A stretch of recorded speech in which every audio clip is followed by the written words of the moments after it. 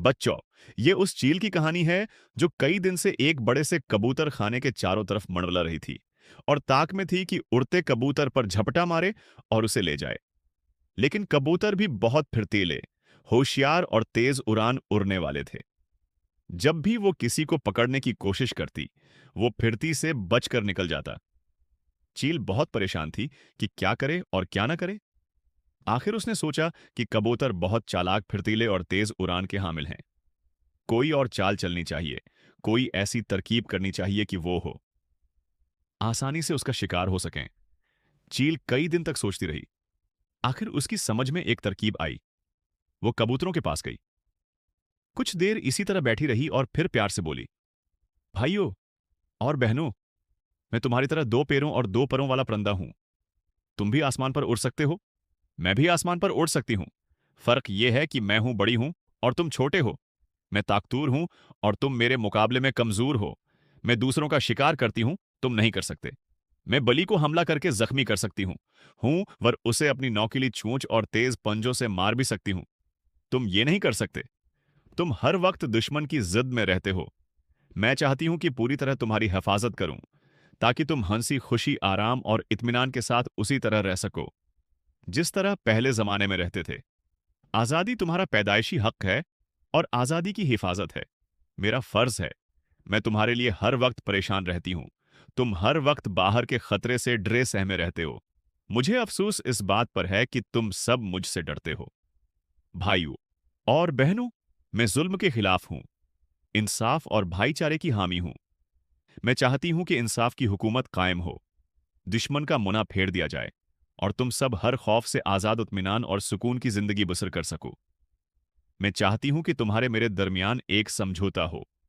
हम सब अहद करें कि हम मिलकर अमन के साथ रहेंगे, मिलकर दुश्मन का मुकाबला करेंगे और आजादी की जिंदगी बसर करेंगे।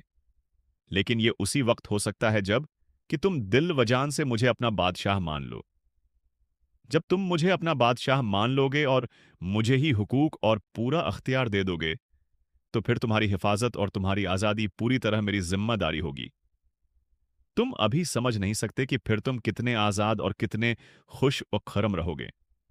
इसी के साथ आजादी, चीन और सुकून की नई जिंदगी शुरू होगी। चील रोज वहां आती और बार बार बड़े प्यार मोहब्बत से उन बातों को तरह तरह से दोहराती।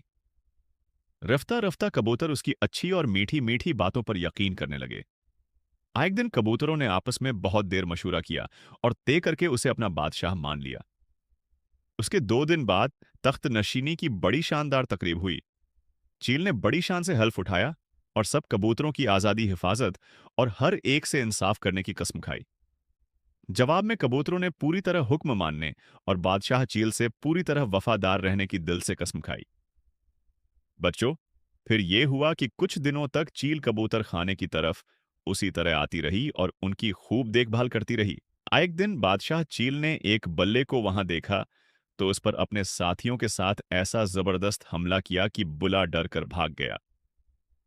चील अक्सर अपनी मीठी मीठी बातों से कबूतरों को लुभाती और उन्हें हिफाजत और आजादी का एहसास दिलाती। इसी तरह कुछ वक्त और गुजर गया।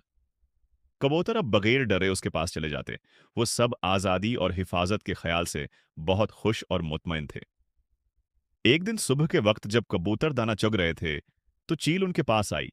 वो कमजोर दिखाई दे रही थी। मालूम होता था जैसे वो बीमार है।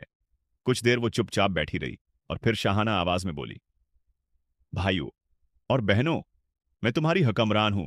तुमने सोच समझकर मुझे अपना बादशाह बनाया है। मैं तुम्हारी हिफाजत करती हूं और तुम चीन और अमन से रहते हो। तुम जानते हो कि मेरी भी कुछ जरूरतें हैं।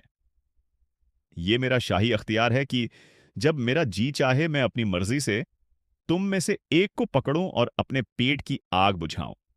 मैं आखिर कब तक बगैर खाए और पिए जिंदा रह सकती हूं? मैं कब तक तुम्हारी खिदमत और तुम्हारी हिफाजत कर सकती हूं?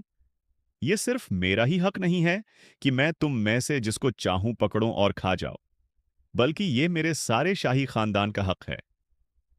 आखिर वो भी तो मेरे साथ मिलकर तुम्हारी आजादी की हिफाजत करते हैं। उस दिन अगर उस बड़े से बले पर मैं और मेरे खानदान वाले मिलकर हमला न करते, तो वो बला ना मालूम तुम में से कितनों को खा जाता और कितनों को जख्मी कर देता। ये कहकर बादशाह चील करीब आई और एक मोटे से कबूतर को पंजों में दबोच कर ले गई। सारे कबूतर मुन्ना देखते रह गए।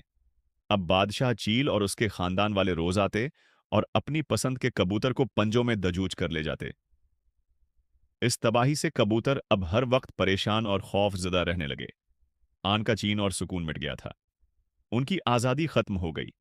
वो अब खुद को पहले से भी ज्यादा गैर महफूज समझने लगे और कहने लगे, हमारी बेवकूफ़ी की यही सजा है। आखिर हमने चील को अपना बादशाह क्यों बनाया था? अब क्या हो सकता है? तो प्यारे बच्चों, जो भी काम करो उसमें अक्ल का इस्तेमाल बेहद ज़रूरी है।